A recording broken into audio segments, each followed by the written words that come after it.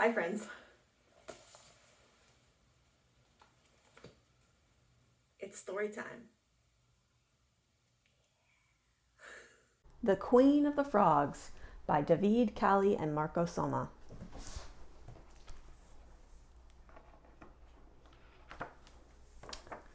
The Queen of the Frogs.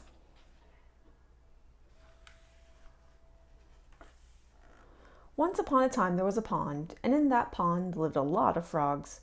They spent their days doing froggy things, hopping and catching flies, napping and playing with dragonflies.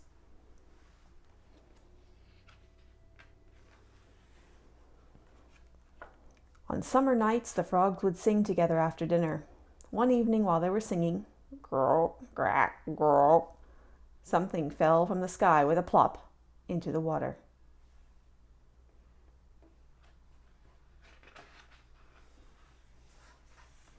The frogs hurried to search the bottom of the pond. One of the frogs had seen the exact spot where the thing went plop and found it right away. It was small and shiny. It was a crown.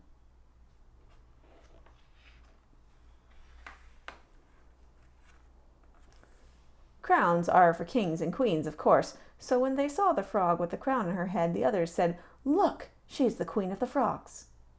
No one had ever seen a queen, and no one knew what to do or say. Finally, one of the frogs shouted, "Long live the Queen!" and clapped her hands. "Long live the Queen!" the other frogs cried, and a roar of applause rose from the pond. But what exactly does a queen do? The frog with the crown didn't know. A few frogs thought they knew and gave her advice.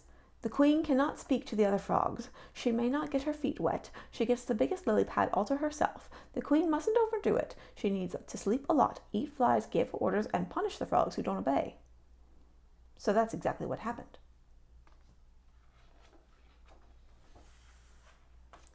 The queen stopped talking to the other frogs.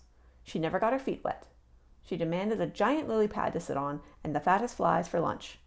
Since she mustn't overdo it, she made the other frogs catch flies for her and her advisors, whom she kept very busy. Some of the frogs complained. "You caught your own flies before. Why do we have to catch them for you now?" "Because if you don't," said an advisor, "the queen will punish you."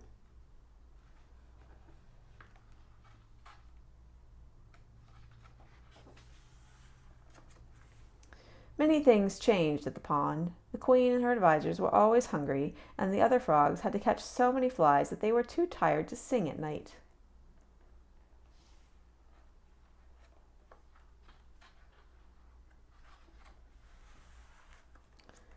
One day a frog dared to ask, "Why are you the only one who can be queen?"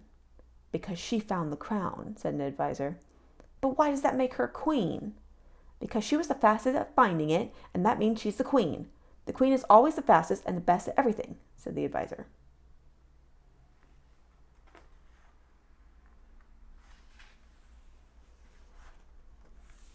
Days passed. The advisors organized a diving tournament at the pond to entertain the queen. "Queens love diving," said one of the advisors, and the dives began. There were forward dives and backward dives, upside down dives and twisting dives. The queen had a wonderful time.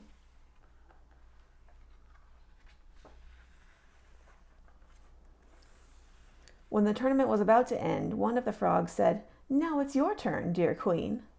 "My turn for what?" "The final dive, my queen. Look, we left the tallest leaf just for you." "How dare you ask her to jump?" said an advisor. "Because you said that she's the best at everything," said the frog. "We're waiting for her magnificent plunge into the water." The queen knew she couldn't refuse. The leaf's height frightened her, but she climbed up and prepared to jump. The queen counted, 1, 2, 3. Splash! She dove deep, very deep.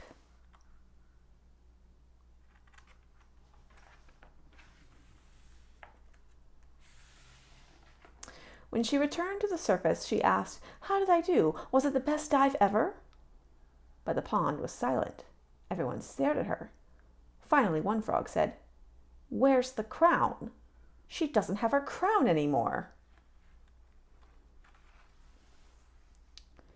The queen had lost her crown in the water.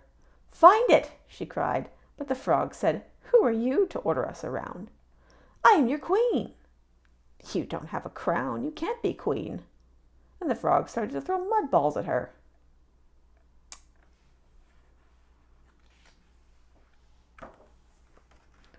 The frogs only stopped when someone arrived at the pond in a boat.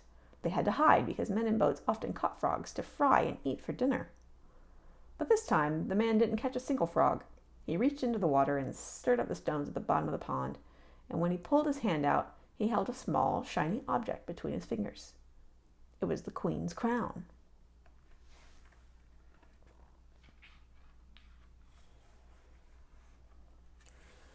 Once upon a time there was, and still is, a pond. And in that pond there are still a lot of frogs, but now everything has returned to normal. Queens no longer exist there, and all the frogs catch their own flies. On summer nights they sing their favorite songs together. The one that goes, "Grope, crack, grope."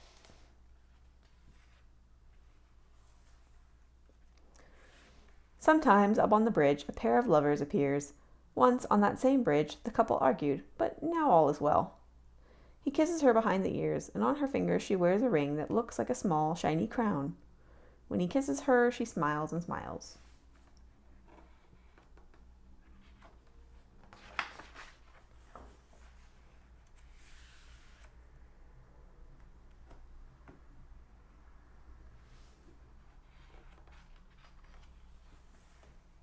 The end.